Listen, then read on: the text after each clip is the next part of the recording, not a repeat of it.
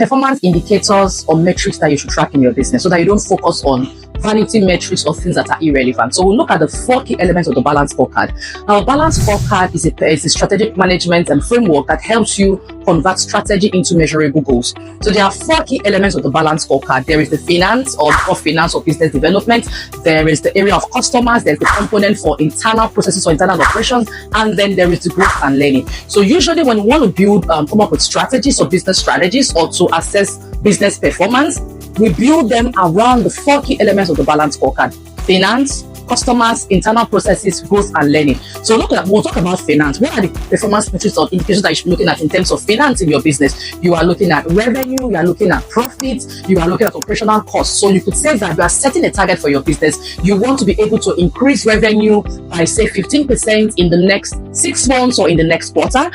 You want to also increase your revenue by a minimum of say 2%, because it is possible for you to increase revenue while your profit is not going up. And then you also want to cut operational cost by XYZ percentage within a specific time. Now, those are measurable KPIs. Now, when it comes to the metrics of it, you now begin to look at the details. So you now begin to look at the various indices or the various metrics in the various items or products that you sell. Which of the products are selling faster? You know, what area of the business or what branches are selling faster? You now begin to break down those indicators into metrics. You come into the indicators for customers. You are looking at your footfalls, like for businesses that are offline. Footfalls are number of customers that come into your business, not necessarily be there by, but the number of customers or prospective customers that come into your business. You could measure them with footfalls. If you are also looking at number of customer complaints, those are also metrics that you could track. Where are your customers? What channels of business or what marketing channels or marketing communication channels or business channels are your customers coming from? Are they coming from walk-in? Are they coming from the online space? Where are they coming from? The most.